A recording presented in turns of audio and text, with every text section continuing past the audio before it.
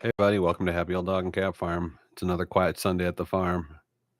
Feel free to come in, say hi, and we'll be glad to chat, talk to you guys. Got some changes happening on the farm soon, and actually starting tomorrow, I'm not going to be around the farm as much. And as a result, I don't think I'm going to be able to upload as often as I have been. But at the same time, I still plan on keeping the channel going. It's just not going to be at the pace that it's been going. I'm going to be tying up a lot of my time with a new job that you know, I'm looking forward to doing. And I have a feeling everyone here is going to be fine. They're still going to get their daily walks. It's just as far as filming them, a lot of special circumstances need to happen for that to be the case. Like I can't have the neighbors' dogs out, and I can't have the neighbors running around. So it has to be early in the morning, and I'm going to need to be working early in the morning a lot of days. So I can't really guarantee that we're going to be able to have daily adventures being uploaded. But besides that, I've been actually talking to people, and there's Miss Safira walking through. And some people think that I upload too often to this, and that it's actually hurting my subscribers and the reach of my videos. So it's probably for the best. I just wanted to kind of create a situation where people could rely on the fact that there'd be daily adventures being uploaded, and they could check in with it on a regular basis. And maybe I'd need to go to a couple times a week, 3 times a week, 4 times a week, and still do these live streams, of course. And I shouldn't be too busy on Sundays. But other than that, I'm always up to hear what people think. I see there's one person watching. That's cool. Other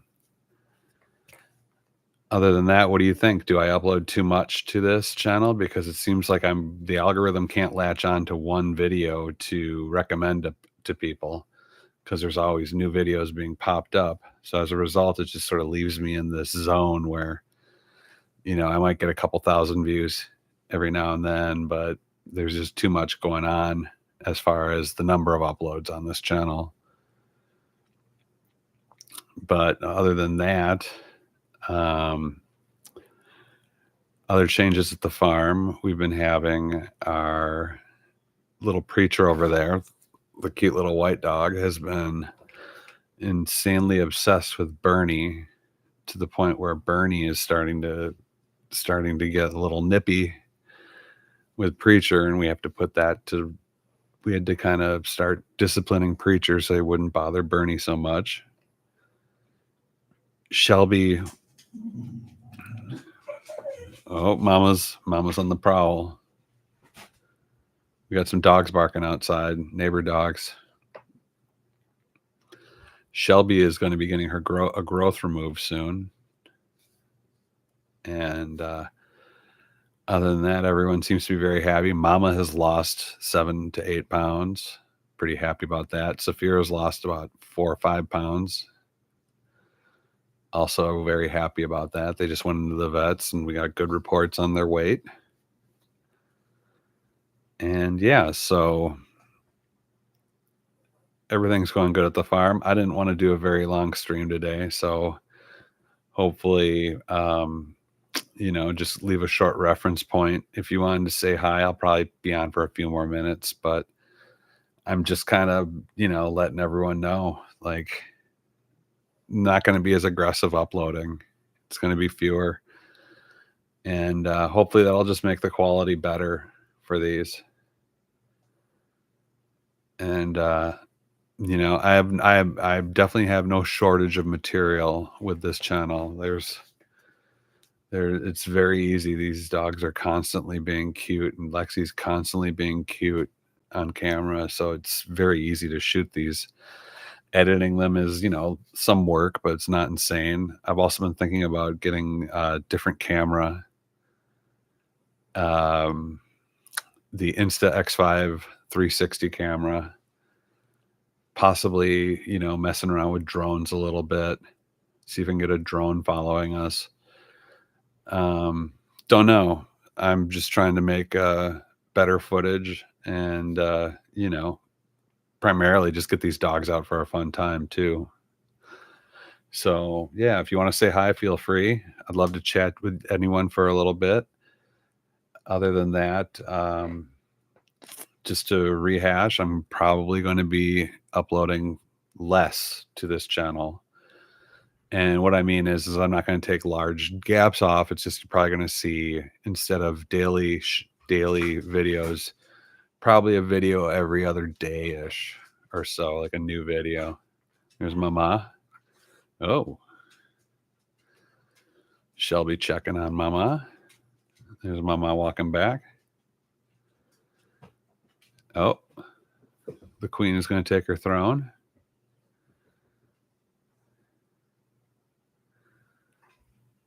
And start licking her butt. Good dog.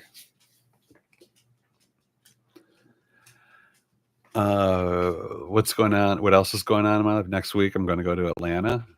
Me and Mary are going to head off to Atlanta for a few days. And our main goal is just to go there and check out. There's a museum we want to check out. There's a few restaurants we want to check out. Paul S., hello. And I want to get some hand-pulled Chinese noodles. I'm really looking forward to that. I also want to go to a Chinese bakery, which is always delicious. Paul, how you doing this Sunday?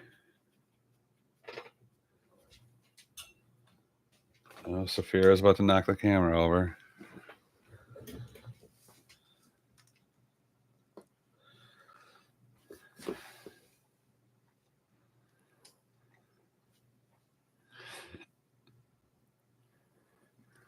Exam coming up in what, Paul? Sorry you're having a rough time. Yeah, stuffed buns are amazing.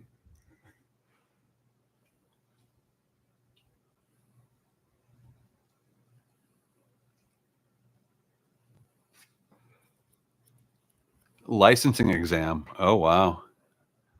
Sorry about that. How you feel? You're going to be able to take care of it, ace it?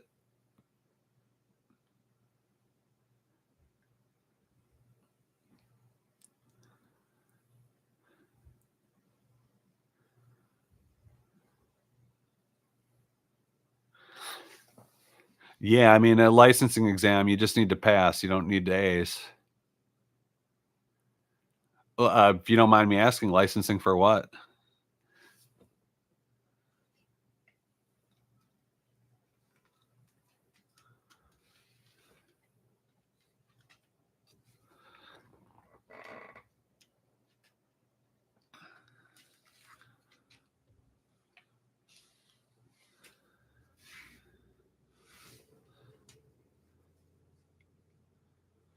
USMLE. Medical licensing. It's probably the various health issues popping up. Well, I'm sorry about your health issues. Are they physical or psychological? Is the stress of this exam wearing you out, or are you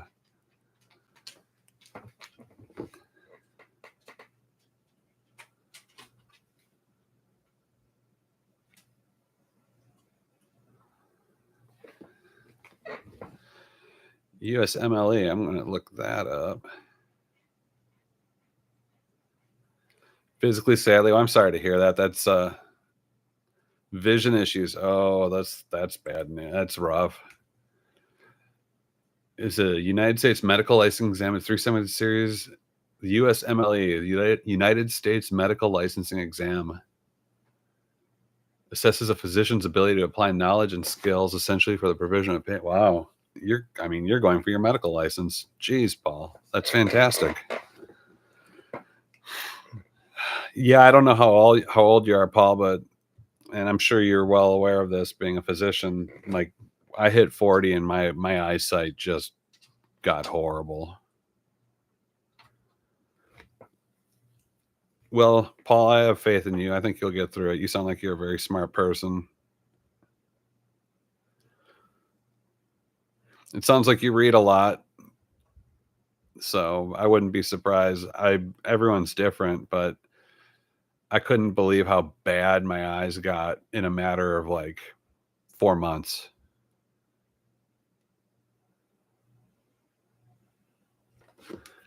You'll get through it, Paul. I mean, if anything, you've got the internet to help you. Aging is just Aging's a pain. I You wanna know what I really I don't mind aging, but I think it's just because the earlier part of my life was miserable, and that as I aged and got freedom, it just felt so much better.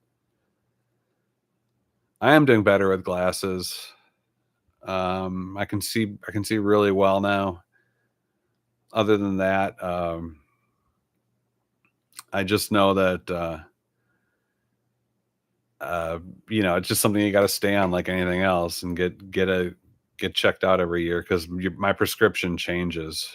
And yeah, there's but back to aging. I mean, there's aging, and then there's getting old. And the first time I felt old was when my father died, and they loaded him into the hearse or whatever. And then as he was driving away, I just sort of like exhaled and realized like, you're old. I realized like I'm old for the first time in my life. And that's, um, who knows where that came from, but it was the first time I truly felt old. Um, but like I said, aging, it's inevitable. You might as well embrace it. Yeah, I mean, there was a lot of difficult realizations when my father passed away to contend with. But yeah, I have a feeling, I've talked to people before, and they say, yeah, having a parent die is a great way to feel old. I could only imagine like having a child die. I'm sure I would feel pretty old too. It's a good thing though to go through it with someone at your side. Yeah, yeah, I kinda had to bear that cross myself at the time. But yeah, the tough situations, it's always great to have someone at your side. And luckily I've lucked out, and I've got an amazing wife at this point, and we both just love the hell out of each other, and just want to be happy together more than anything. And it's really working. And yeah, I hope you have a good support system in your life to help you get through the licensing. And I hope you can make some time to get to an eye doctor.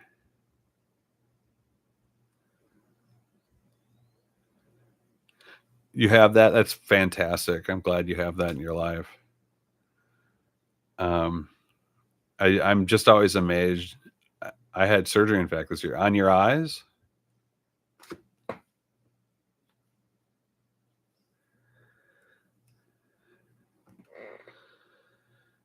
Oh, wow. So you've got it.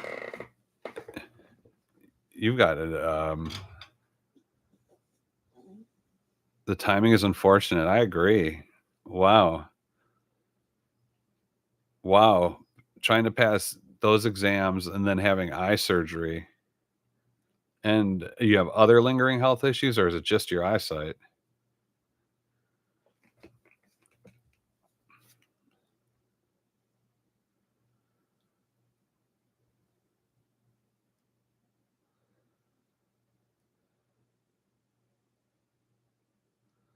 Okay. Well, good, Paul. I'm happy for you. Do you have a medical specialty? Are you a specialist of any kind at this point?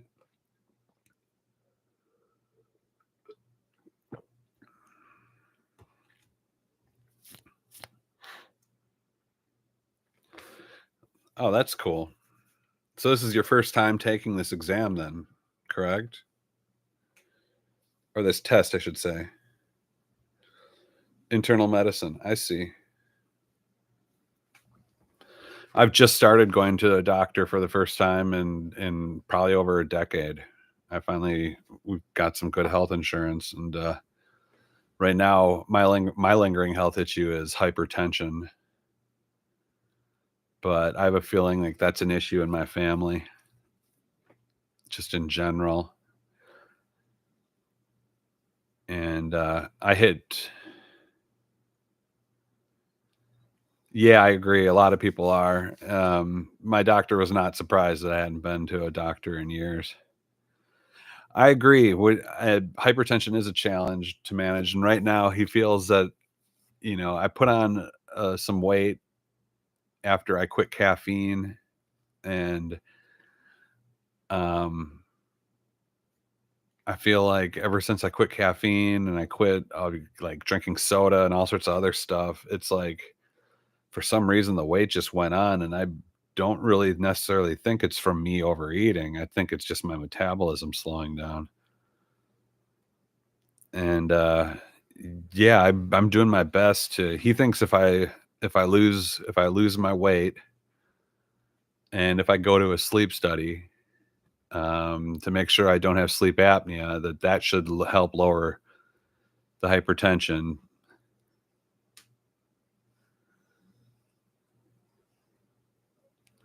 6 points of systolic pressure for every 10 kilos you lose.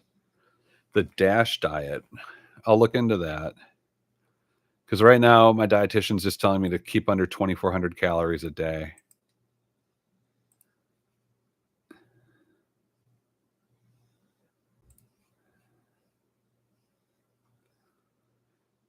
Yeah, and honestly, I think sleep apnea is what killed my father early. Yeah, and calorie intake is important, and it's just I'll read up on DASH, Paul. I will, and I assume it's like lowering salt intake too is pretty important. No, I don't. Oh, there's some canine dementia in action right there. Um, I've been told that I snore occasionally, and that's usually when I have a sinus. My sinuses are clogged up, but I don't snore all the time. Um, but do I have sleep apnea? I don't know. I don't think I have it very bad, but I'm going in for a sleep study in like about a month.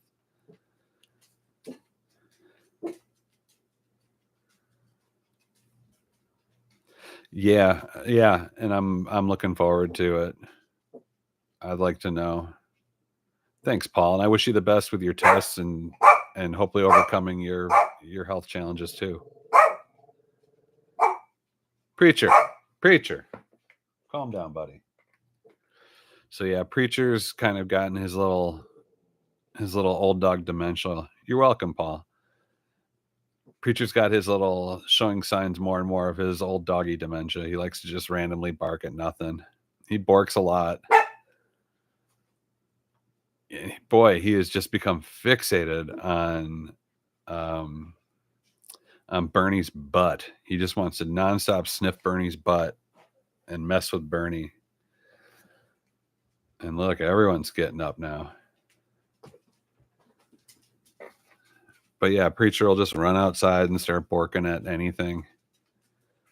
And poor little guy, he's just getting old. And there's Miss Shelby. Of course, being the typical, just doesn't want to show herself off. Preacher is a sweetheart. We love him. He's the only dog that we let in bed with us, and sometimes I think he's getting a little spoiled, but he's actually just a sweetheart. He's a very well behaved dog, especially on walks. I did have him run up to the neighbors when they were out, and the only thing with Preacher is he wants to be pet so badly, and then when you touch his ears too much, he'll yelp. But, you know, and Shelby is a self-possessed young lady. Yes, she is, and out of the bunch though, she is the most disciplined. She knows her name and she always listens. Not always. Sometimes she has this urge to just run for the back door, but she is, she's an absolute sweetheart. She's also hilarious. Yeah, it's like the back of his right ear, and it's like if you push on it just a little hard, he'll yelp. And Preacher makes fascinating noises. He can make a noise like a 50-year-old smoker, and make these weird hacking noises, or else he'll just start yelping like a little yipper. And yeah, I mean, we can't forget, like, Preacher's probably around 13 or 14 years old. So, and all these dogs are olders, old timey guys.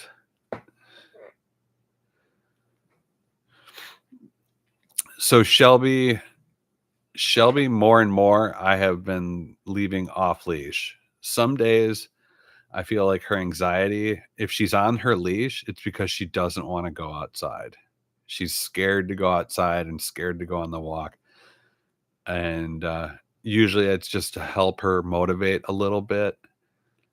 And more often than not, now she is not on the leash. Um, but that could change because it's, we're dealing with anxiety.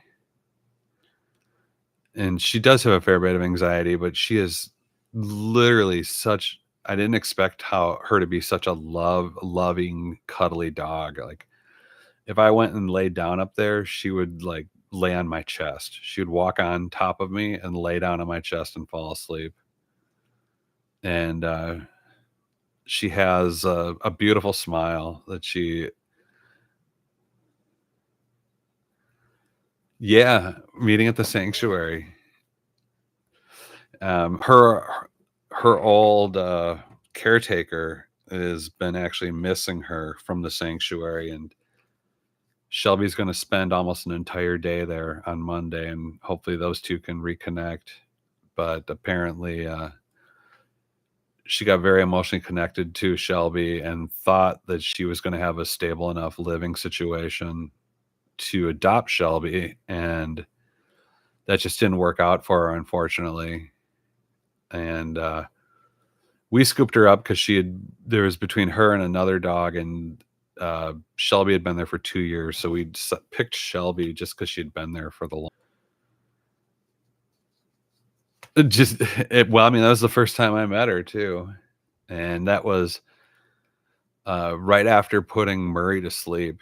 Literally, 20 minutes before that, I put Murray to sleep. I think she does, but I think she just misses her too. Well, I can't deny the fact that, I feel like a lot of times the techs over at old friends feel like no one's going to adopt these dogs, so they just fall in love with them. Um, but they know what's going on out here on the farm. They know that they can check in and watch videos regularly of their pals that they miss. So it's not the worst situation for them. And yeah, I'm not here to cut any connections. Um, I'm here to build them. So and luckily it just happened to work out. So Shelby's going to get an EKG because they were worried about her going under anesthesia to have her growth removed. And so she'll be spending some time out there. Exactly. And I kind of look at it as something better than, you know, than the sanctuary. It's like, and one of those examples is Mama, and I just had Mama and Safira over there getting checked up, and Mama hates it there, and she hates being there, and she hates the sanctuary. And they had her on doggy Prozac and anxiety meds, and she was just miserable out there. Whenever I take her over there, she just gets crazy.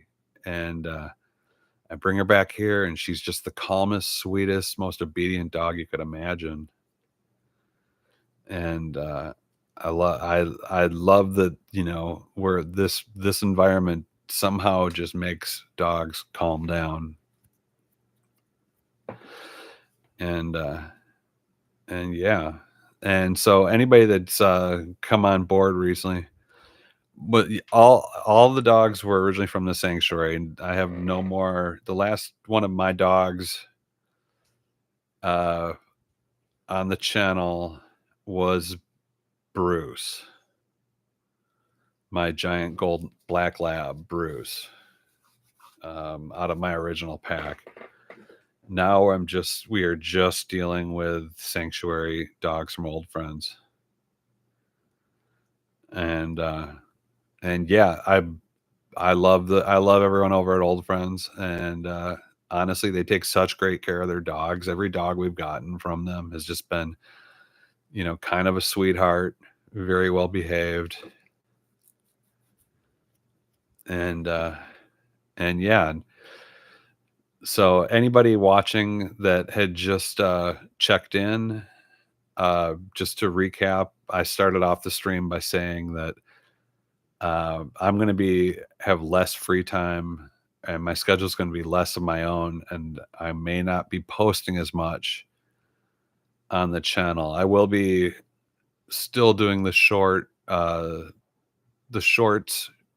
Lexi purring will not slow down, but I may not be posting daily adventures. I may be taking a day off here and there, depending on what's going on. Um, One of the first jobs I'm going to be taking care of is I'm going to be a commercial construction supervisor. So I'm going to be overseeing some pretty large projects here and there, and depending on what's going on with those projects will dictate, how much free time I have. And so one of the projects I think they're going to be putting me on is the restoration of this 100-plus-year-old church, which is actually, it's a beautiful building. And my time isn't going to be as much my own as it used to be, but I'm looking forward to this. Yeah, and honestly, it's I'm looking forward to it too. I'm been running my own show, my own company since 2016, and I'm still going to be doing that on the side. And it's just I'm just going to have more money to not worry about as much, and uh hopefully more power to make things even better in my life for these animals. And yeah, I've been staying busy. There's I've never been not busy. It's just am I going to be too busy at this point? And so I just want to kind of let everyone know that, yeah, and to I will have some good stories. And honestly, I was even thinking about carrying maybe even setting up a different channel to show off kind of like the ins and outs of these projects that I'm doing. Um, I know a lot of them aren't super glamorous. It's a lot of office buildings and stuff like that, and it's commercial. But this church, I know for a fact, is going to be fascinating, and it might make some good footage. And yeah, I might shoot some of that and see how that comes up. But it'll probably be, yeah. And I don't think it should necessarily be on this channel, and honestly, this channel was just an extension of my original personal channel. It was never meant to be a dog and cat farm channel. It initially I posted up in like 2000, like 8 or 9, a picture of my lawnmower not running correctly, and that got like 40,000 views. And a part of me thinks like that's what keeps my views down on this channel with the cats and dogs, is because Um, it kind of is like identified me as like a mechanic channel or a machine channel. Because whenever I post anything of me like mowing a lawn or doing anything like that, it gets 1,000 views automatically.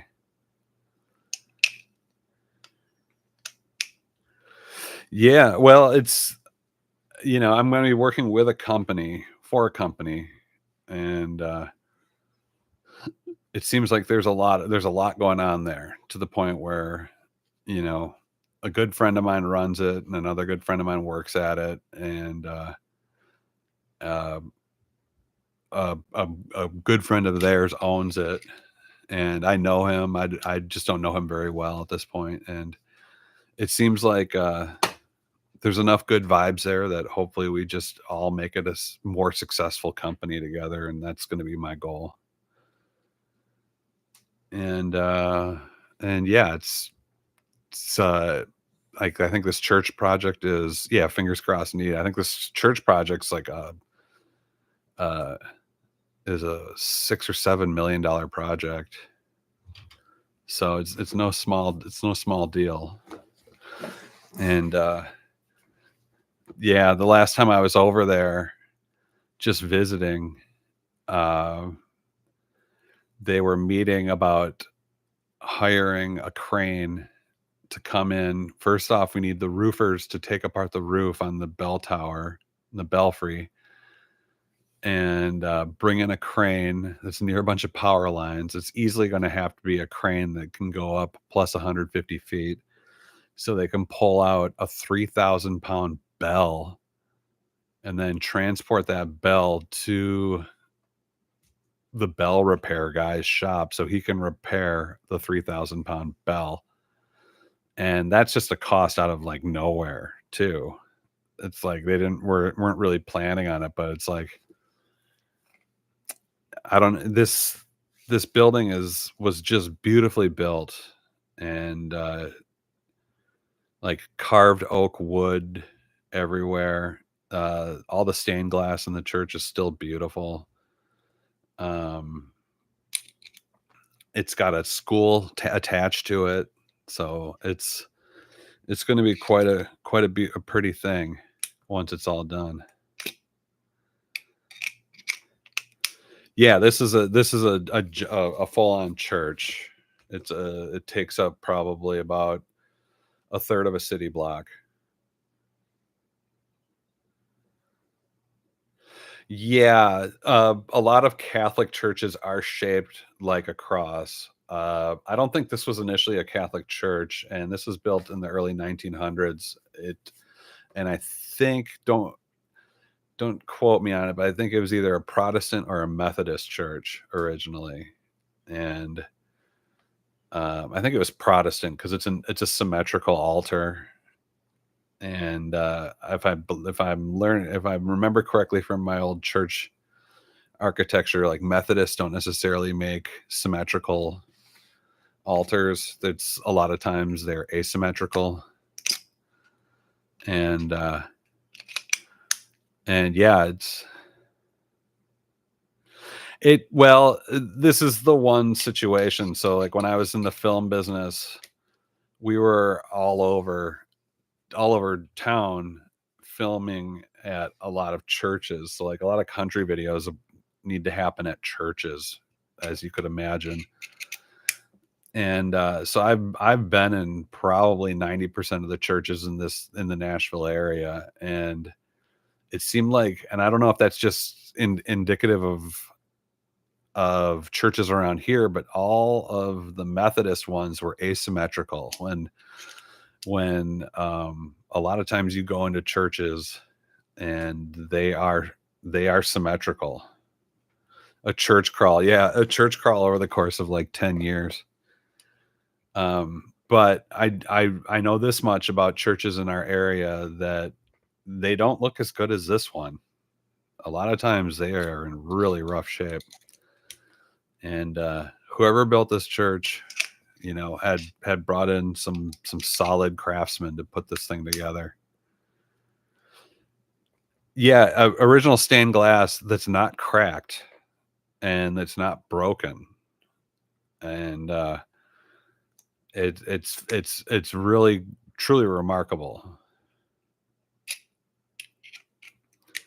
That's unfortunate. Stained glass is probably one of the cooler things about a church. They even have a giant organ. There's an organ right in front of the altar. Yeah, stained glass is very expensive to keep up. It's not cheap. And a lot of times when you look at churches, you'll see plexiglass in front of the stained glass because they're just tired of trying to get it repaired and keep the cracks out of it.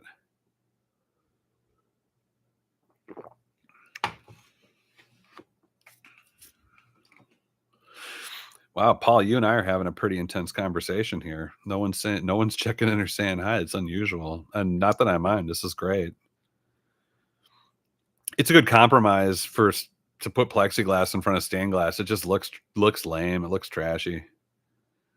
And yeah, it just doesn't look right. And the sun in Tennessee just beats the hell out of buildings. So it's like the fact that there is nothing wrong with that stained glass in that church is really remarkable. It's it's a special building, and it's funny because the guy who initially bought it wanted to make it into an Airbnb, not an Airbnb, but a hotel, a conciergeless hotel. And the locals in the area were freaking out about that.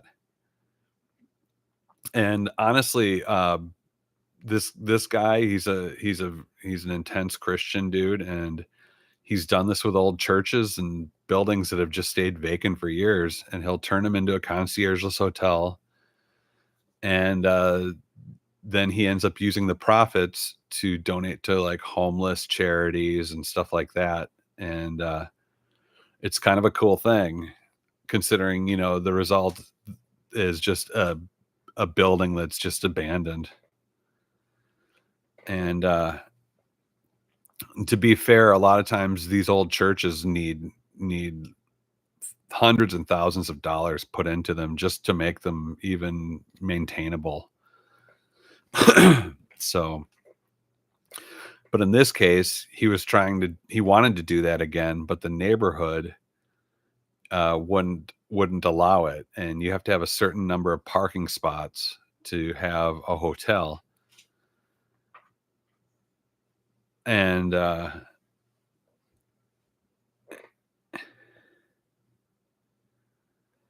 right, well, so check this out. He was going to do another hotel there, but the neighbors freaked out because there was well, they just didn't want a hotel right there because they thought there was going to be cars there all the time. And you have to have like a parking lot if you're going to have a hotel for city code. The the thing these people don't realize is people that come into town and use a hotel are usually Ubering over from the airport, and they don't even have a car.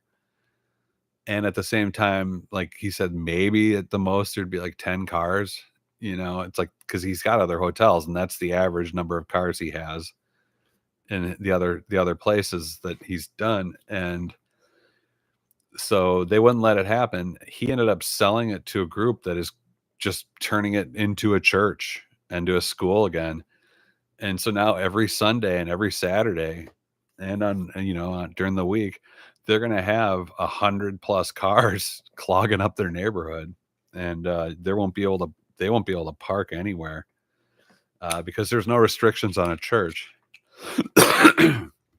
And yeah, it's a really hoity-toity like area with a lot of people who have too much free time and too much money to complain. So I think it's going to be hilarious and I'll be the one that they come and complain to, at least until we're done with the project. So yeah, um, I'll definitely cross promote if I do another channel. Uh, But yeah, the more I think about it, the more I probably will do this.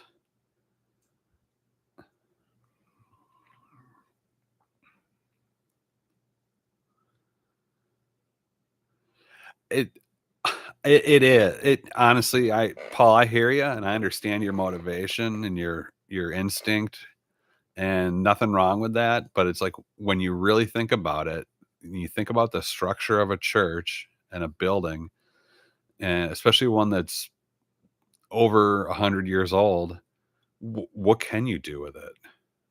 I mean, I've always thought about this, and it's like I've seen cool like, and it's primarily in Europe, but some of the cooler things I've seen churches turn into are skate parks, indoor skate parks.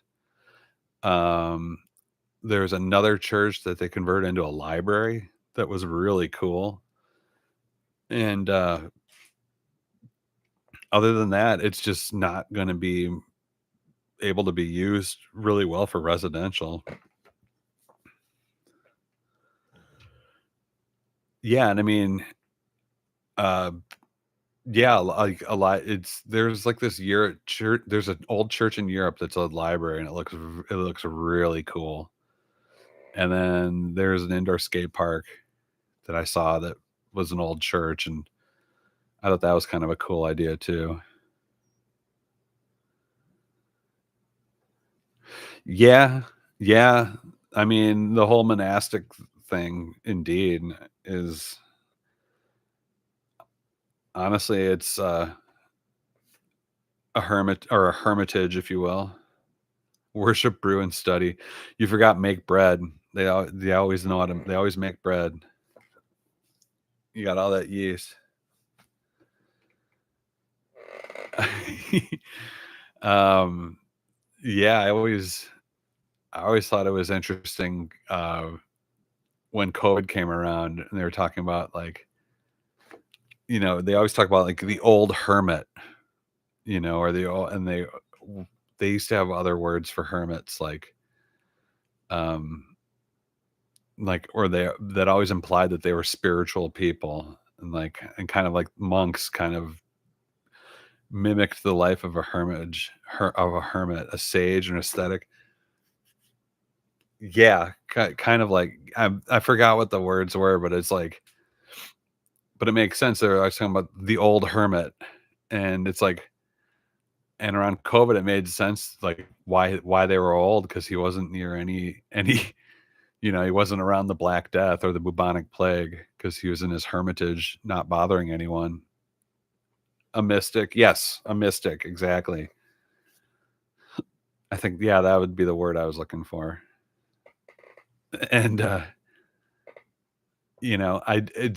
it's funny because when COVID like really really settled in, I realized like, wow, every decision I've been making in my life to just find land and open space and to be away from people has probably led up to the moment where you know I I was prepared for a viral outbreak, and I was going to be far enough away from people because I had friends that were like living in apartment buildings in New York City, and they were just getting hammered. And is an Essene also a holy man or a lone holy man?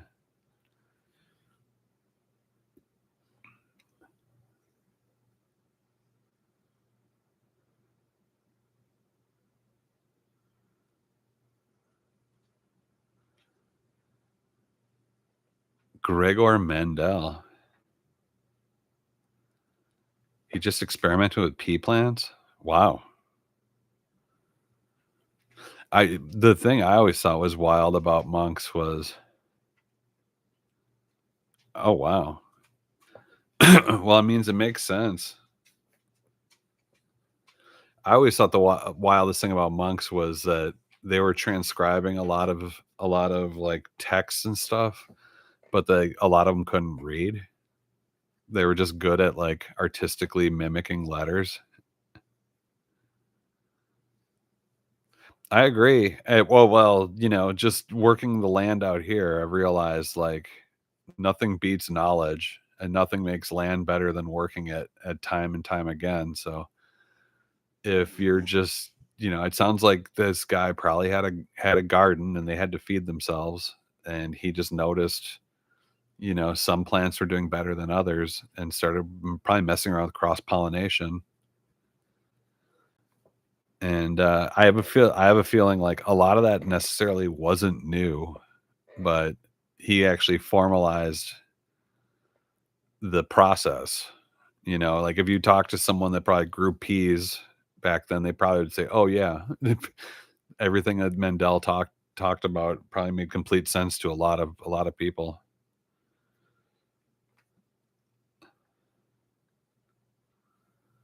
Oh, so he was actually like looking at traits, and that's very cool. Oliver peas.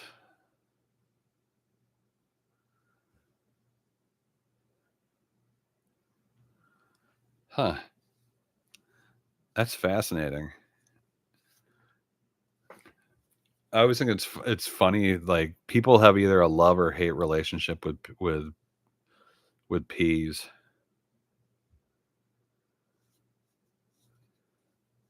Falcon Eye, how you doing? They indeed are chilling. Yeah, that is a sad thing. Falcon, what are you up to today?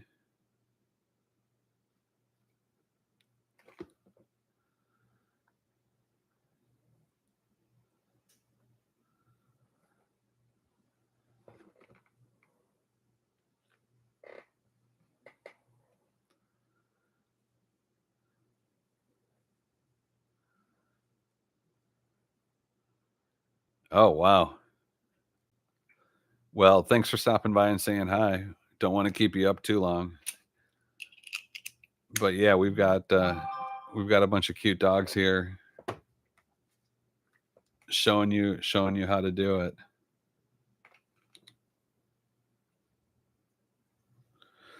Gregor Mendel, link just came through on the Discord. Thank you for that, Paul.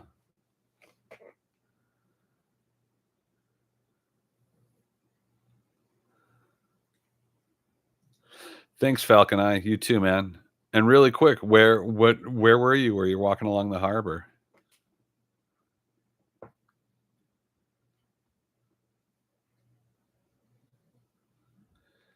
Pink, how you doing? Singapore. Oh, very cool. Well, have a great night, man. Let's talk about Singapore next week.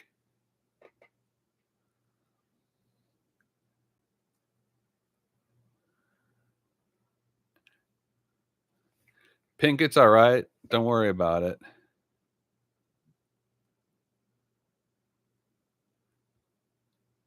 Don't worry about it, Pink. Nice to see you coming on. How you been?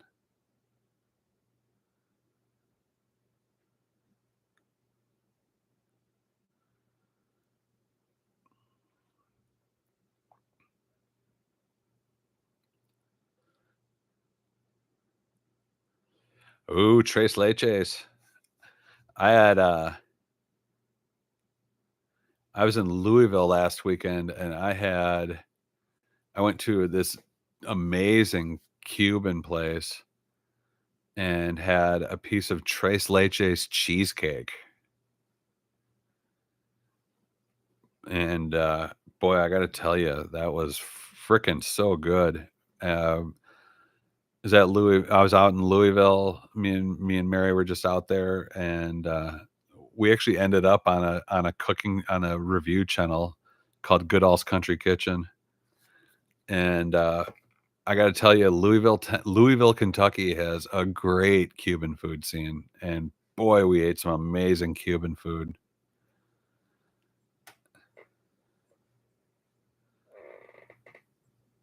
There's a cuatro leches cake out there. I think one of the tres leches is milk. A Los Cuatros cake. Wow. Alright, now you got me interested.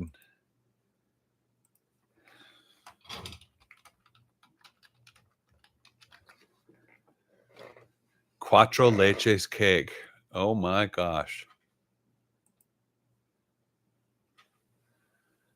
Unlike Tres Leches, which uses 3 milks, evaporated milk, sweetened condensed milk, and cream or whole milk, Cuatro Leches adds a 4th milk, usually dulce de leche. Oh, so they put dulce de leche on top of it, which is basically just caramel. Oh, wow. I mean, that is indeed a 4th leche. Here you go, coming in with a pick.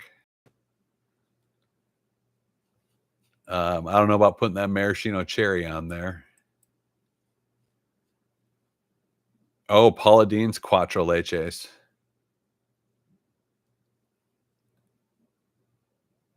Huh. I don't think Paula does that. Right. What kind of cake was JFK's wedding cake? White cake. Oh, okay.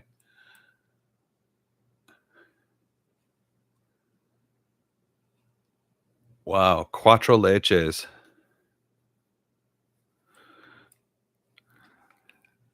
A cinco leches. I mean, I guess you could put like sweetened ricotta on top of it. You make like kind of like a cannoli filling. So you'd put the dulce de leche, that caramely top on it, and then make a cannoli filling and then kind of pipette that on top of that. That would be a cinco leches. But let's see if someone's already done it. Oh, of course. Cinco leche cake is a richer, more indulgent version of the classic tres leches cake. While tres leches means 3 milks, cinco leches translates into 5 milks, incorporating additional creamy and flavorful additions to the traditional soaking liquid.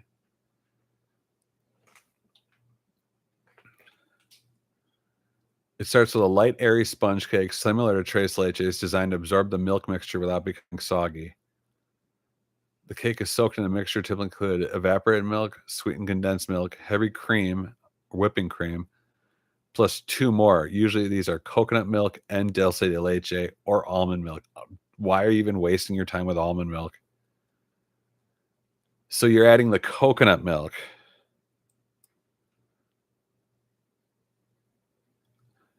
Something else is here. Thank you for the mixed Lexi love. We're talking about tres leches cake at the moment, and apparently there's a cuatro leches cake as well as a cinco leches cake. And I'm gonna follow this into the obvious and see what's up with the seis leches cake. Oh, and there it is. New York Times. Instead of just the usual 3 milks, sweetened, condensed, evaporated, and heavy cream, it calls for 6, adding coconut milk. Oh, condensed coconut milk and dulce de leche. Wow, you guys. Okay, siete leches cake.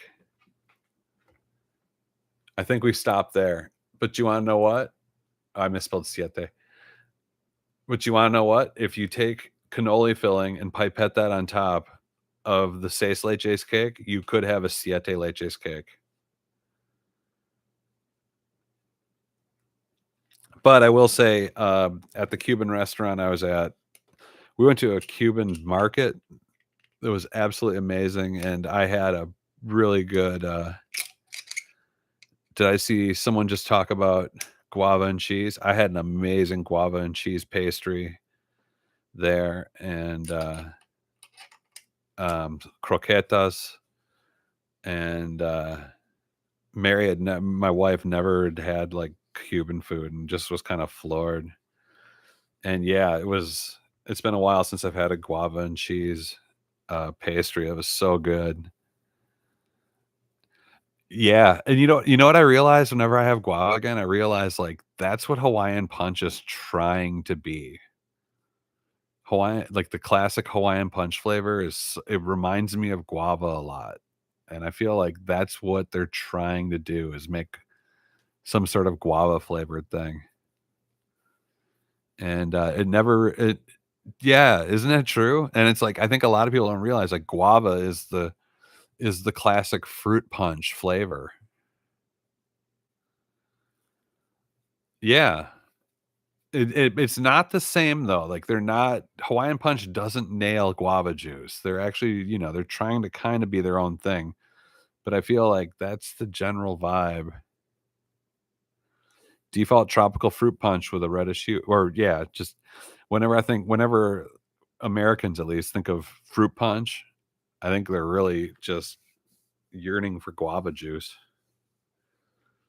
Fruit punch red, yeah, it's a fun flavor.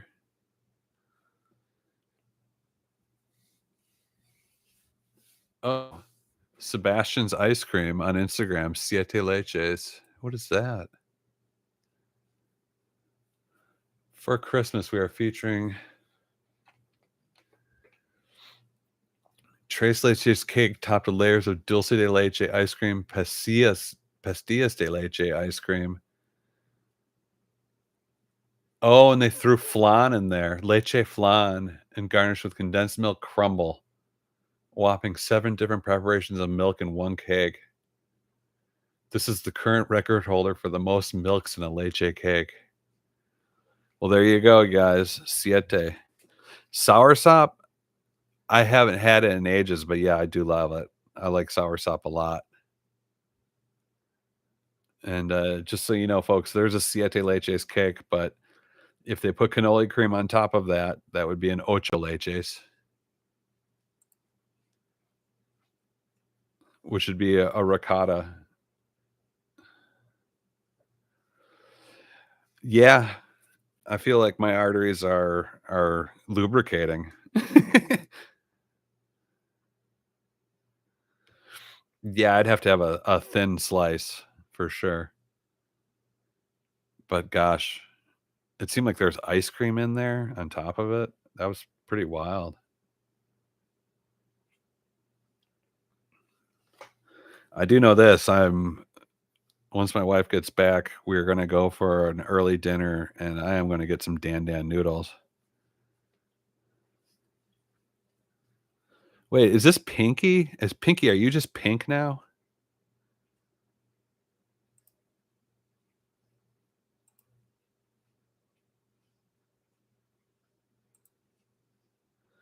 Oh, wow, you changed your name. Well, good to see you. I figured. I thought for a while, but I didn't wanna presume.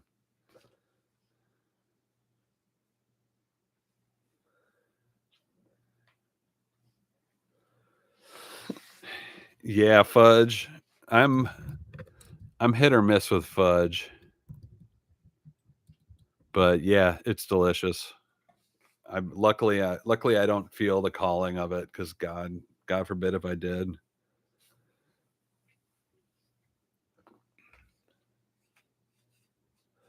Alright, I'm gonna stop sharing this. So, what was you down in when you were in Georgia, what was your favorite thing that you ate? Yeah, I have no shame either.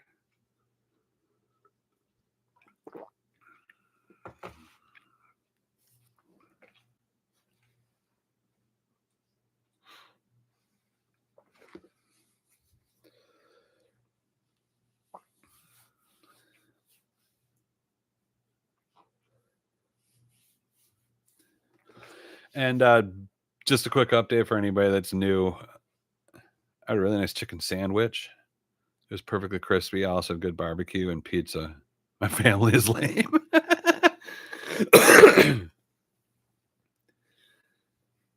Um, yeah, but there's nothing wrong with any of that food.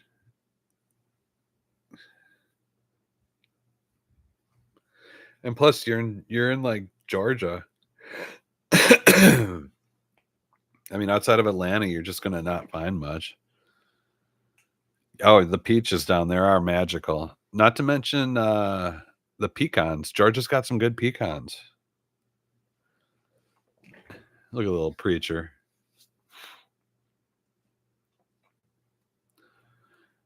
But yeah, I remember.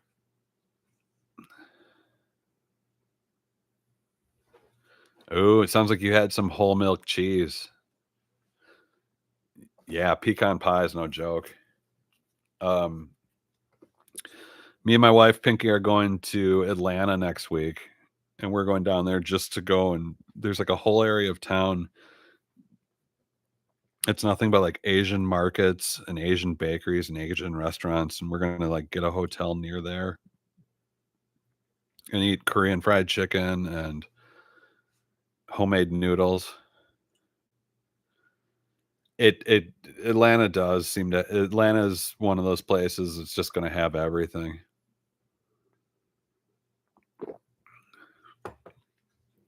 Yeah, I know. I'm jelly too. I wish I was already there. Paul, I gotta tell you, man, I am a former Nashville hot chicken champion, and, you can always get mild hot chicken. You don't have to get it very spicy. Any place worth their salt is gonna sell mild chicken, and, yeah, I think the whole hot honey thing is getting overplayed a little bit. Hot chicken is very addictive. It's very, very addictive, but it's like, um but if you're not making good fried chicken to begin with, it's got a lot of flavor to it, and you're just making it really spicy just for the sake of making it spicy, it's not gonna be good. But, yeah, hot chicken is kinda magical. It, I, I won a hot chicken championship, and I probably ended up swallowing about a cup and a half of Reaper extract. Yeah, you can you mean, yeah, you definitely get your sides with the hot chicken,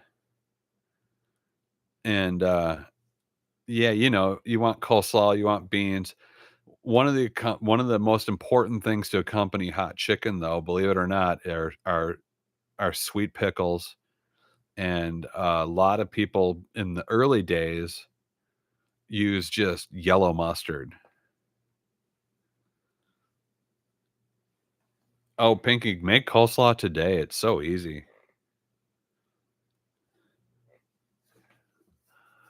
It's true. I was a champion at I was a hot chicken champion, and, I was so confident that I was gonna win, I wore an American flag shirt.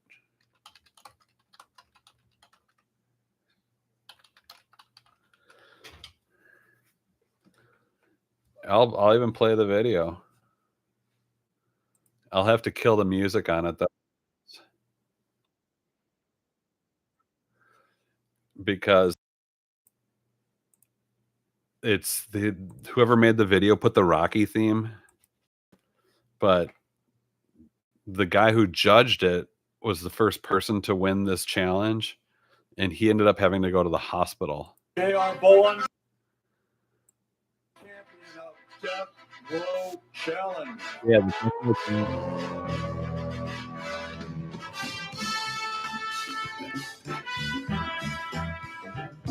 and yeah, like, there were people crying, uh, during this and giving up. Like, there's me, wore an American flag shirt that I found at Goodwill,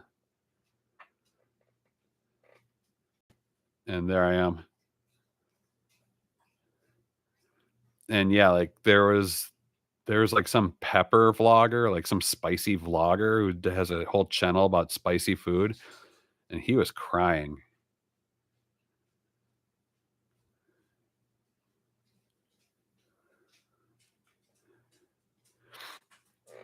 Yeah, they brought in a kid, like, knew his stuff.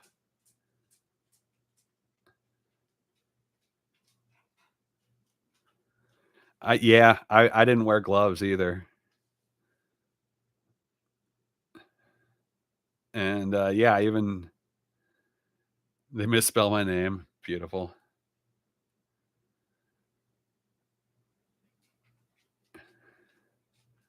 And, yeah, and there's the judge and Big Shake.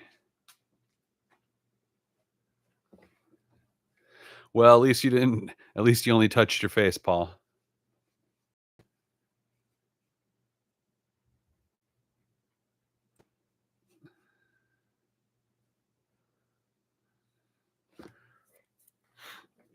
Yeah, so yeah, I was a hot chicken champion, and that was easily about a cup and a half of Reaper extract. Yeah, these are the sweeties. We had Preacher borking earlier. It was pretty cute. This is wild. The Saphira usually doesn't go up there. I love Saphira so much. God. Um, so at that time, um, I had been eating a lot of hot chicken, so I was kinda, "Hikey, what's up, man? We're talking hot chicken." Um, she is gorgeous. Spicy sweet chicken, they sell at the mart. That sounds good. Um, I can handle spicy food, but would I want to go do that challenge today? No, I wouldn't. But at that time, I was eating hot chicken a couple times a week, and it was my favorite food. And I mean, fried chicken's probably one of my favorite foods. So it, you know what I mean? Would I want to do it? No. A lot of the hot chicken places in town now make it it's just spicy and there's not a flavor to match the spiciness. Big Shake knew how to make flavorful spicy chicken. Like his chicken was really, really good. Heike, hello, sir.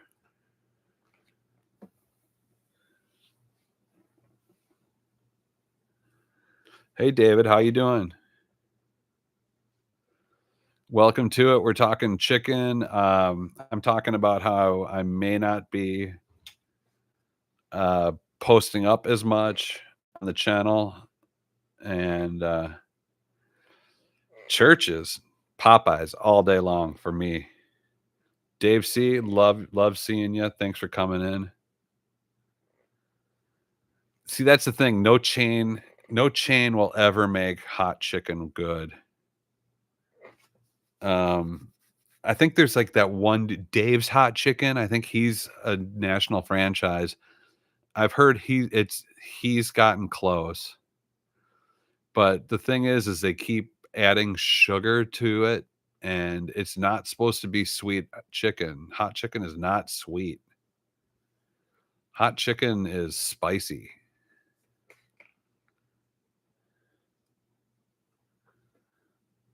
Mary Brown's chicken? Interesting. Who's this Mary Brown lady? One of the hot chicken joints we have now in town is this place called SS Guy. I think that's what it's called. And it's Thai hot chicken. It is so good. Mary Brown's fried chicken. Skip it or eat it. I'm looking at a video here. It kind of looks like churches.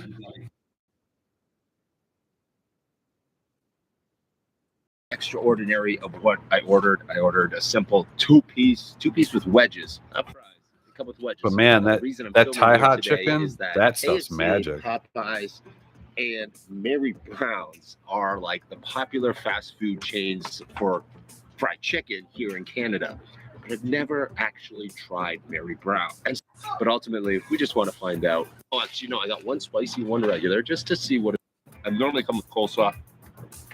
I like the vinegar-based coleslaw. Not a mayo guy, so it's usually a mayo-based coleslaw. So they give me some gravy instead. Doesn't like mayo-based coleslaw. Start with the regular chicken. Regular chicken right here. We're just gonna jump right in. Man, I had some. So me and Mary went to last weekend when we were in Louisville. We went to a hot chicken and beer festival. Not a hot chicken, but a fried chicken and beer festival.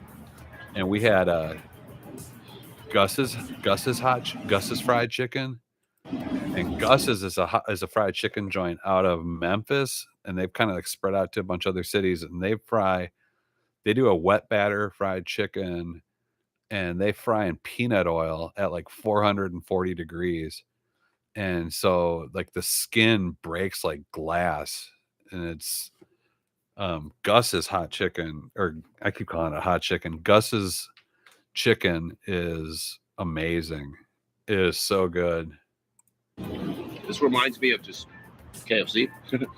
Very similar, I think. So this guy says it reminds me of KFC.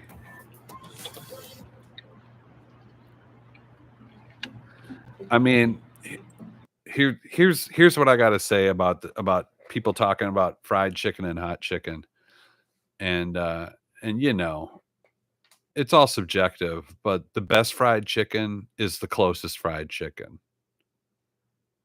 That's how that works. You know, Arby's and Hardee's makes great fried chicken.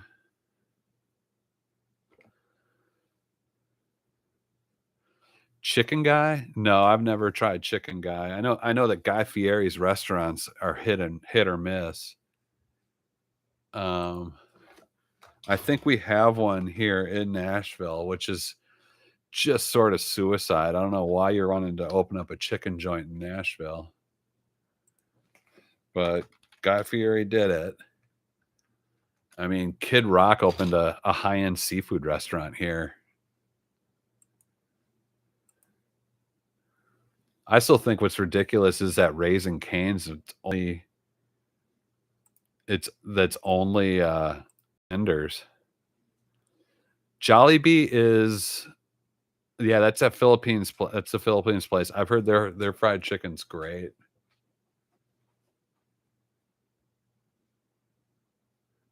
Key lime pie shake, money honey barbecue bacon sandwich. Find a Chicken Guy near you.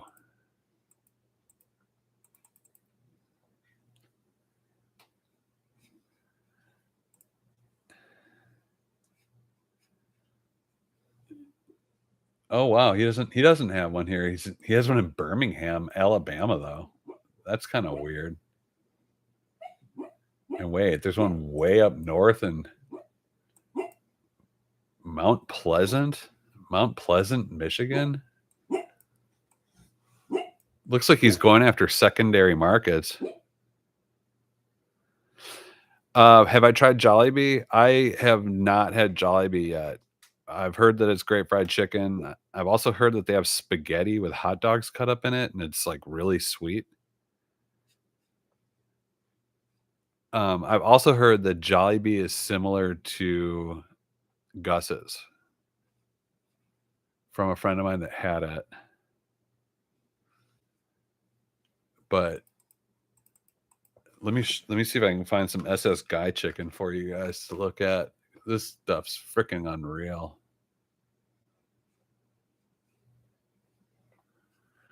And this is just like a guy in Nashville who started this place. Look at that. Yeah, I'm gonna blow it up. Do you see that? You see that fried chicken? That's fried chicken. Oh no, wait, that's roast chicken even.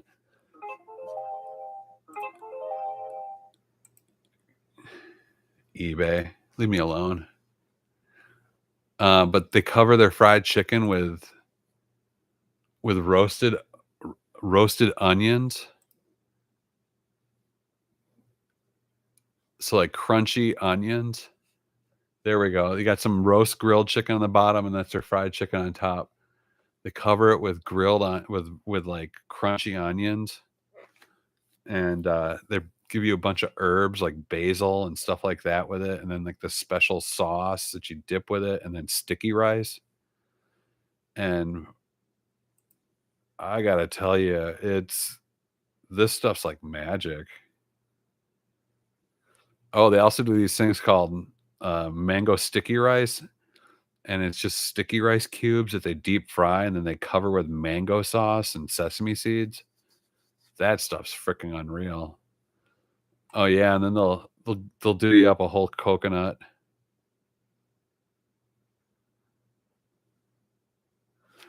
Oh yeah, potato noodles. Yeah. Potato noodles are good. Look at that fried chicken. Look at that fried chicken.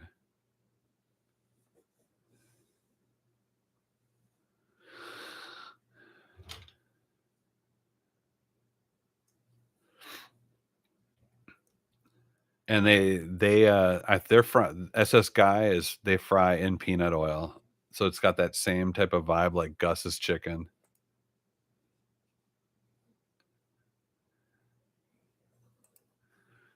Oh, and you can also they have an appetizer you can order, which is, just fried chicken skin, and they do, like, the mango salad.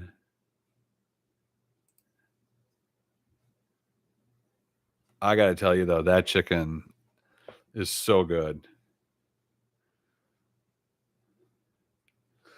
Isn't that wild when people do pictures like this on Google reviews? Like, why would you upload that to Google reviews? But that's SS Guy right there. It's in one of those food court things.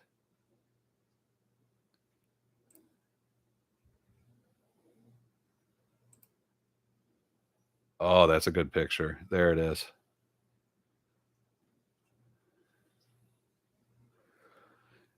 Yeah, I mean, that would be a day's calories, but, that's a 4-piece. That's enough for 2 people in my opinion. Something else is here. You're a Texas person. That's awesome. Chicken bacon, it's so good. It is. Chicken skins are pretty good. It is bold of me to assume you'd share it. Me and my wife split a 4-piece, and that was but I guess we did eat some other stuff too. But yeah, that's my favorite. This is the Thai fried chicken is pretty amazing. I hope to, down in when I go to Atlanta, try some good Korean fried chicken because that's kinda blowing up lately in my mind.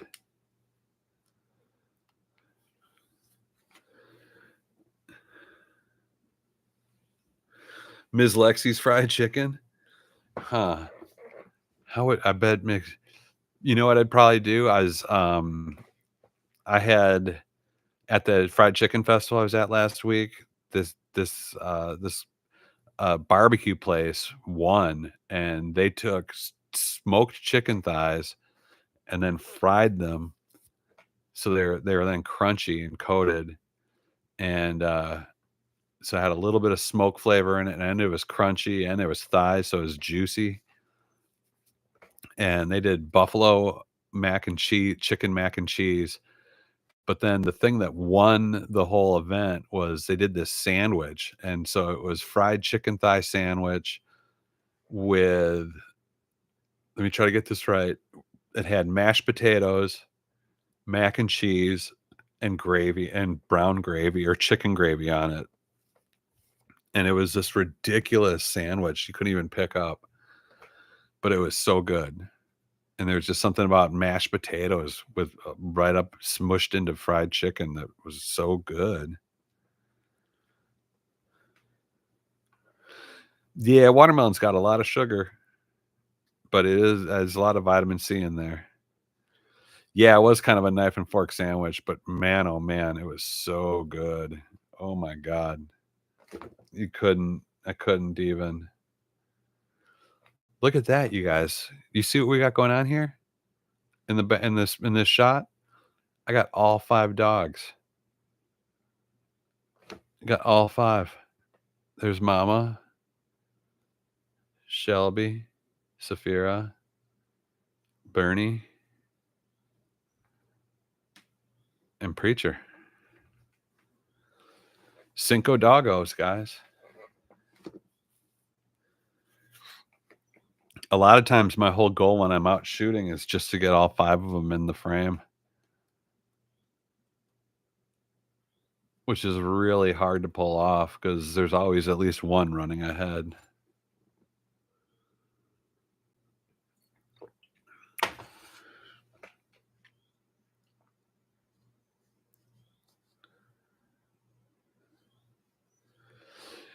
Pinky, where is the Thai fried chicken near you? If here's the problem though, if I get up, there's no way those dogs are gonna stay put. Ber Bernie Bernie, if I even go to the bathroom, he gets up and waits for me. Miss Lexi is lounging in her quarters, and I guarantee we did a pretty long adventure today, and I walked her to the other side of the property and made her do kind of a trip back.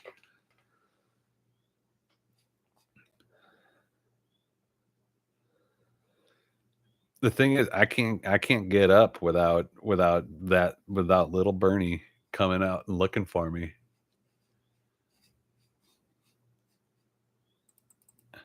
Like yesterday, I picked another 50 pounds of tomatoes, and he was out there the whole time. Pinky, I'm looking up Thai fried chicken in Miami.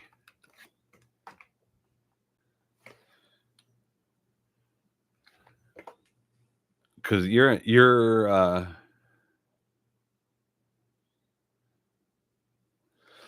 yeah, I guarantee you Lexi's asleep.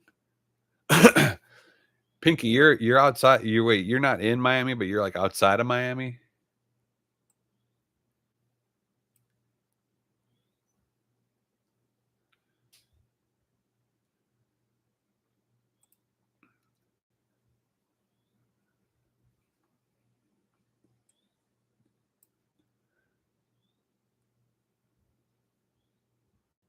Whoa, because man,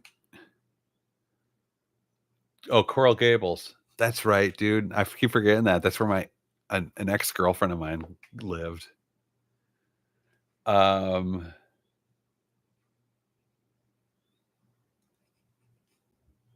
Yeah. So here, let me share it for you, Pink, because I got to tell you, I'm jealous of you at this point.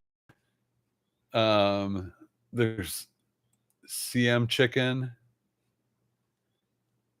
Chung Man chicken, which looks freaking amazing. That looks Korean though. But then as far as chicken, there's Duck Thai Eatery, Crispy's Miami, KYU Miami, Sealy, What the Tuk Tuk Thai food. There's a lot of Thai Kung Fu. You got a lot. You got a lot. Yeah, the crispy, the raw onion on chicken I've seen fairly often. I think that's a Korean thing, and I got to tell you, I'm in. I would be all over that.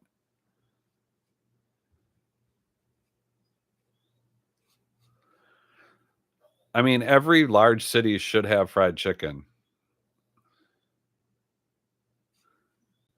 Tuk Tuk is your favorite? You've had Tuk Tuk? What happened to Tuk Tuk?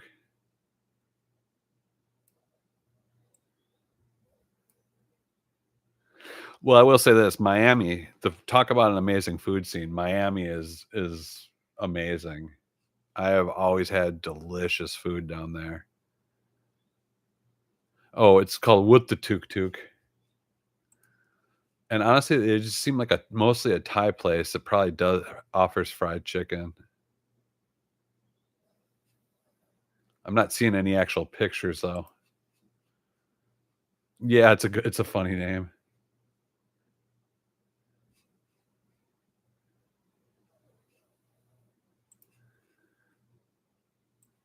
Oh wow, there's even one in South Beach.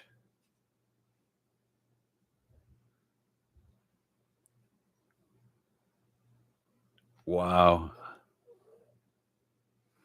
Looks so good. Vietnamese chicken? I'm sure. I'm pretty sure like every single culture fries chicken.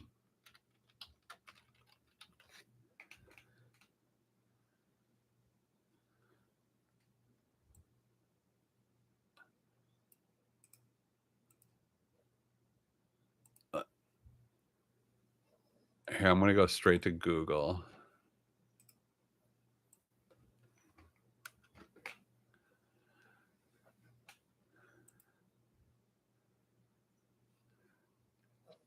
They marinate it, crisp, crunchy skin,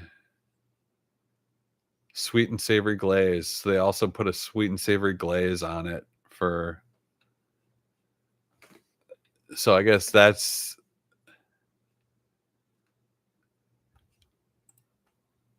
they like putting fish sauce on it and a sweet and savory glaze. Chicken fried and tapioca flour. Um, that would probably be pretty good.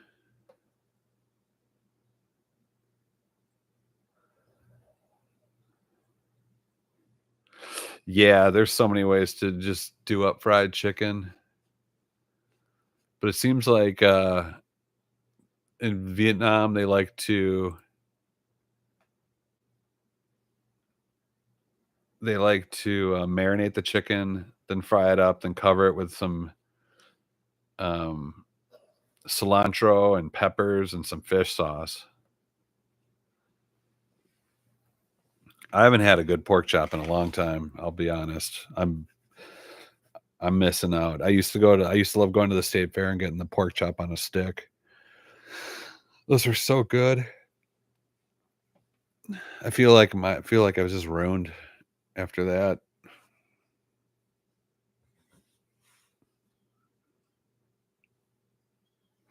Your mom doesn't like your smothered pork chops. Dude, that's like classic soul food though. I mean, smothered pork chops are magical.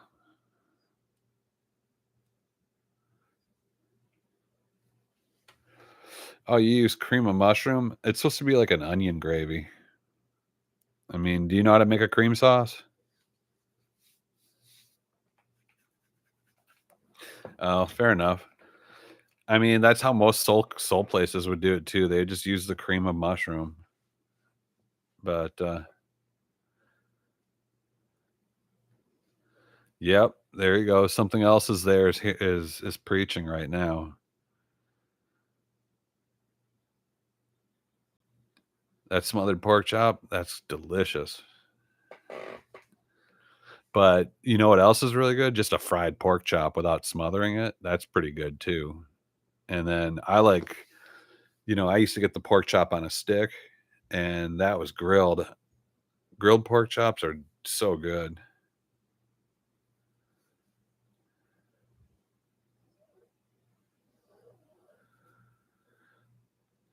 I mean, let's be honest, the best pork chop is the nearest pork chop, guys. Just like chicken. Same rule applies for fried chicken.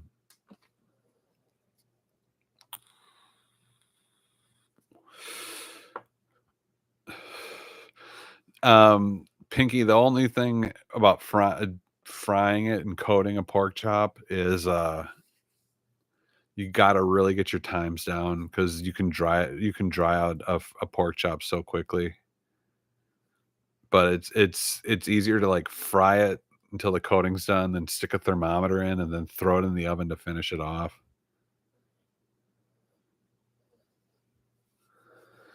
Huh. Like I think like a special cheeseburger, fried pork chop sandwich. Yes, please. Is there any food that the quality increases in proportion to the distance traveled? Maybe some colder foods or desserts. I don't know. I feel like a lot of places, a lot of foods would be like that.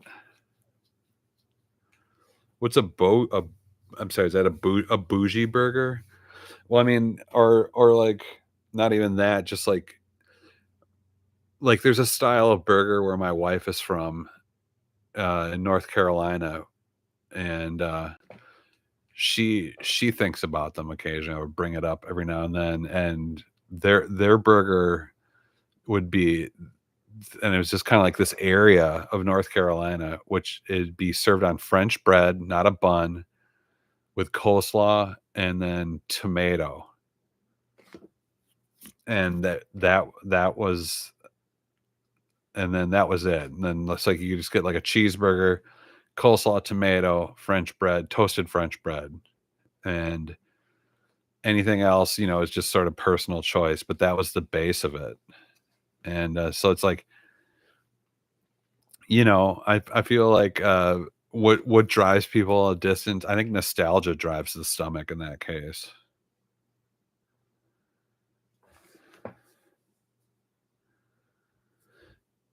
No, it's like a baguette, not a bun. It's a baguette.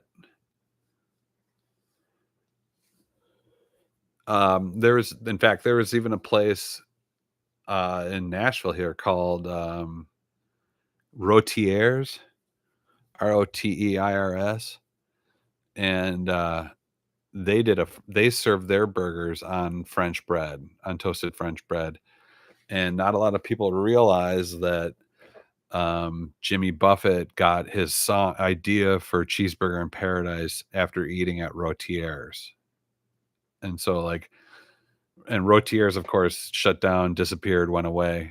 And I remember the last time I was eating in Rotiers, I saw like mice running around. So it's probably for the best. But yeah, a lot of people don't even realize the Cheeseburger in Paradise was he was singing about a Rotiers burger.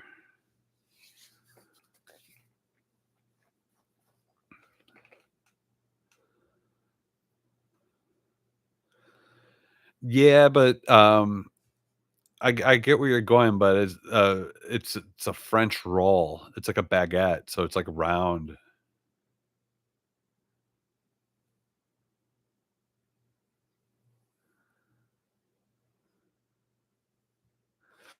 See, like, what do you get when you do Carolina burger? Because for all I know, that could just be some other weirdo.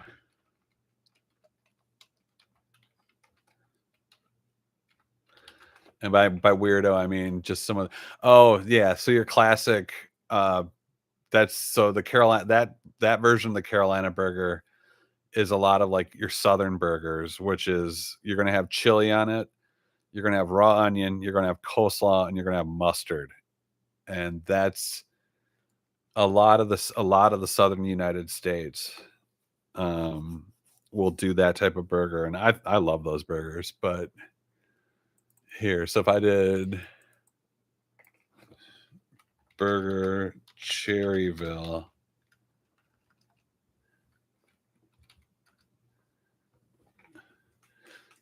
So here we go.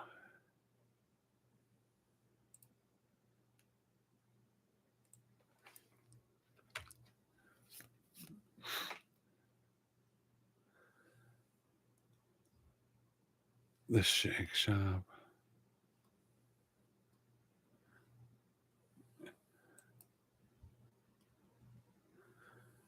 Is it the Cherry Pit? Yeah, so there we go. Max Grill.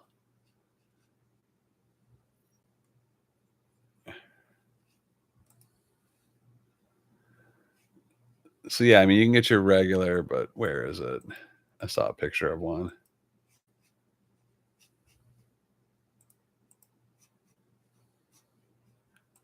It's right there. So there it is. Oh, hold on.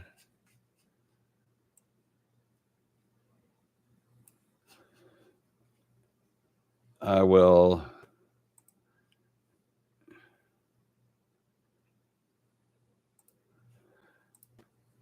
That's the Cherryville, North Carolina burger. It's on the French bread with the coleslaw, and usually um, there's a big chunk of tomato on there too. But whoever got this obviously doesn't like it. So you know, it's variations happen.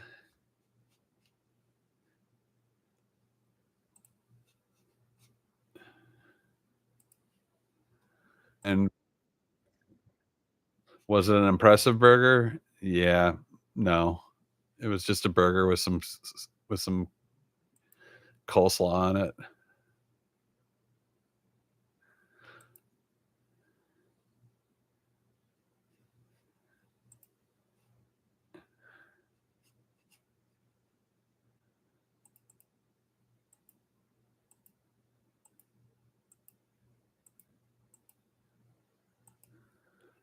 Yeah, here's another pic.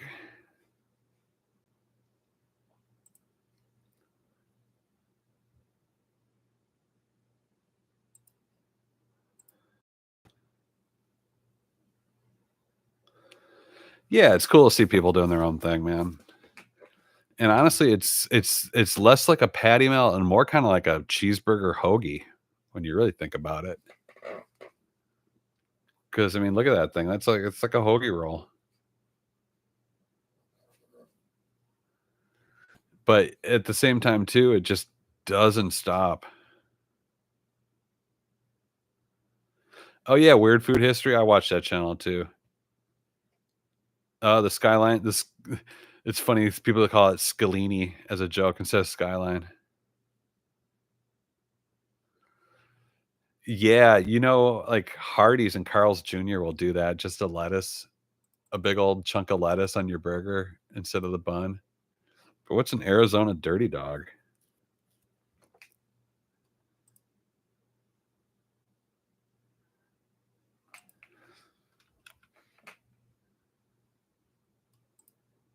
Huh.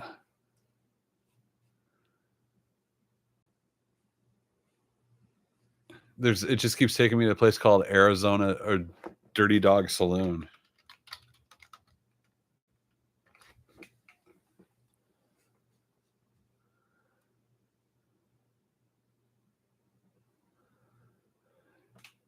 The Iowa Made Right sandwich.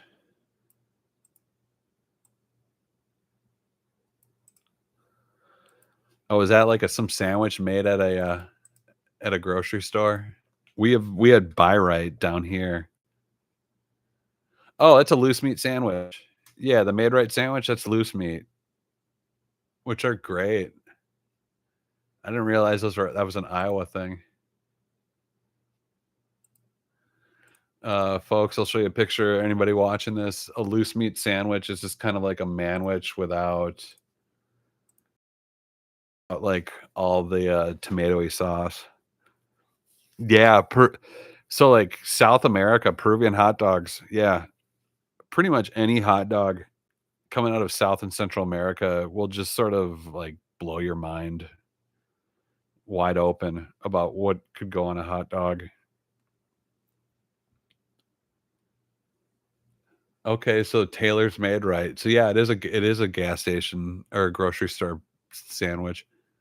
Looks good, man. I would eat a loose meat sandwich. A Made Right, also known as a loose meat sandwich, is made with seasoned ground beef that's cooked until dry with minimal or no added liquid besides the seasonings. Yeah, but tell me what the seasonings are.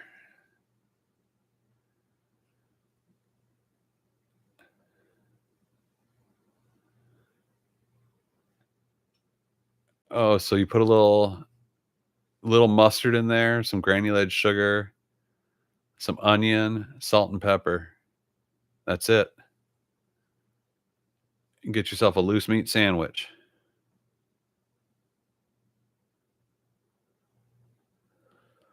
Oh wow, is it? I love rate my takeaway or not rate my takeaway. Paul, is it worth it? That iFood review guy. What's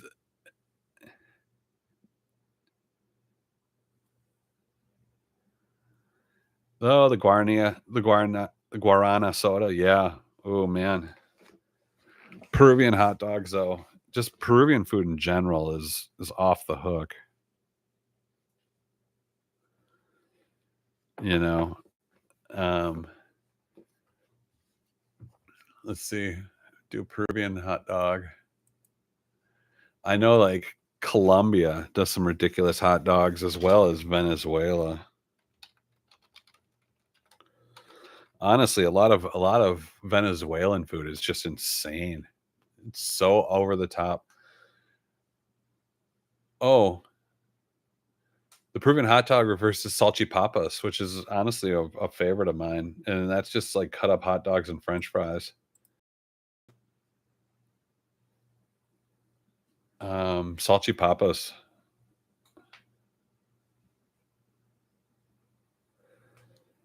Yeah, in Sweden, I've seen that.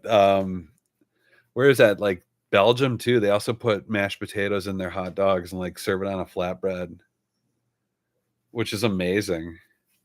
I've actually seen a lot of like Mexican cooking shows where like you get your tacos or whatever, and then you go over to like the little salsa area, and there'll just be like a big thing of mashed potatoes. You can put mashed potatoes in your tacos. Strawberry pasta, huh?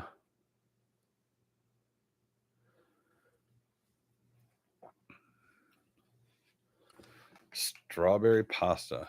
Here, let me do a Colombian hot dog.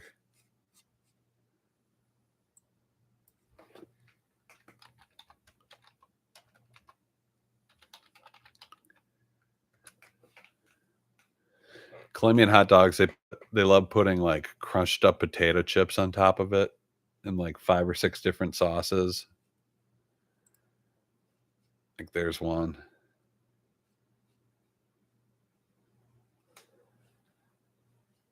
Strawberry pasta. I mean, I feel like you would have to make that sweet.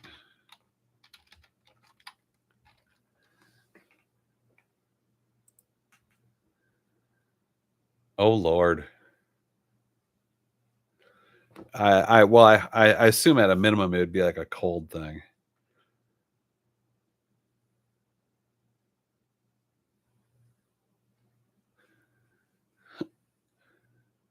Sweet strawberry pasta.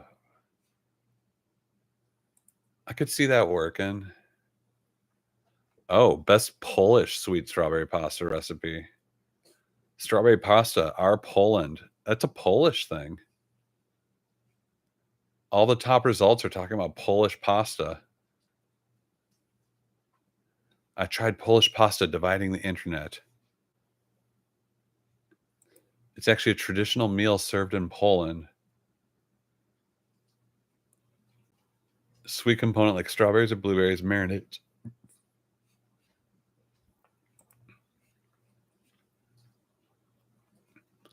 Polish strawberry pasta with cream.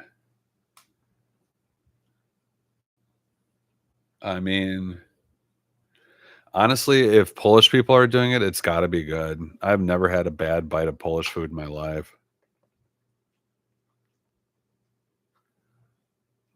It's strawberries, mild honey, sour cream, and vanilla extract. And you can also garnish it with mint leaves and almond flakes.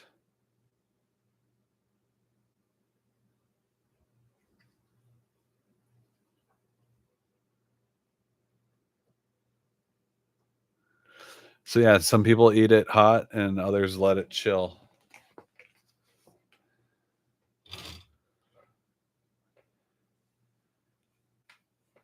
I mean, it just makes sense at that point. You're just looking for some vessel for your sauce. No reason why it couldn't be pasta. I just didn't think it was like accepted as by like a culture. I thought it would just be like some weird little extravagant recipe on the internet. But there are so many versions of it out there. Look at that. Dessert tortellinis, you definitely could. I've definitely seen like chocolate ravioli on menus before.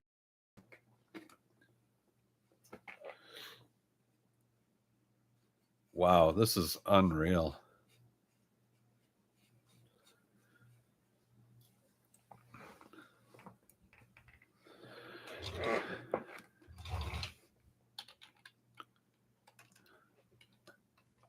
I'm pretty sure I've seen chocolate pasta even. Yeah, s'mores fettuccine.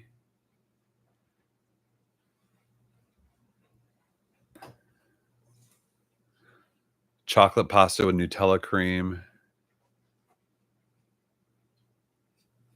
Oh, Lord, you guys.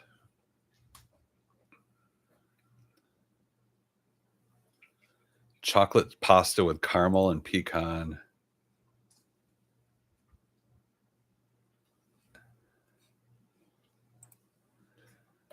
I mean, at a certain point, how much effort do you want to go through to be different?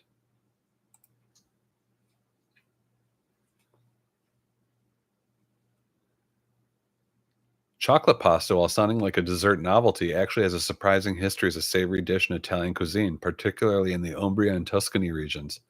The key lies in understanding that cacao beans, the source of chocolate, are not naturally sweet and can be treated as a spice. Oh, yeah, okay.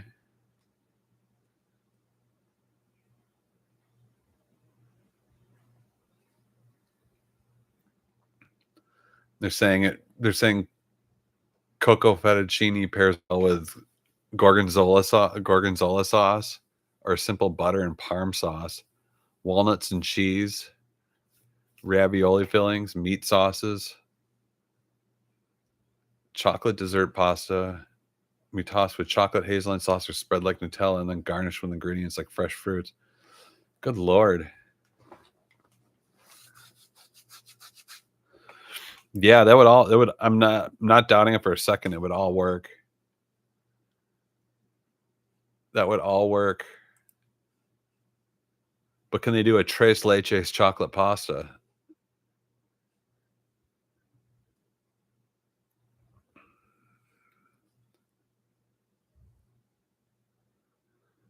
Pretty amazing. Well, oh wow, it's almost an hour and 46 minutes, you guys. A seis leches pasta. It would just basically be like, just encase it in like vanilla pudding. We would be talking. Hilarious. But hey, so you guys, thanks for coming on. I plan on still doing the live streams regularly, and you know, I I want to keep these coming at you guys, and hopefully you guys understand that, you know, some people, like a YouTube guy told me I'm posting up too much, so it's probably for the best anyway, for just building the channel. And so yeah, you may not see adventures every day anymore, but you'll definitely see the YouTube shorts. They'll still be there, and they'll still be probably a video up at most every other day, or you know, at the least every other day. And yes, I'll definitely cuddle Miss Lexi for everyone. She's a little sweetheart, and we're thank you, Paul. And yeah, we're just hoping Lexi can stay vibrant for another year for us. We're doing our best, and I appreciate all of you, and thanks for hanging out. And Paul, good luck with your tests and everything, and I wish everyone well and a healthy and happy week. Take care now.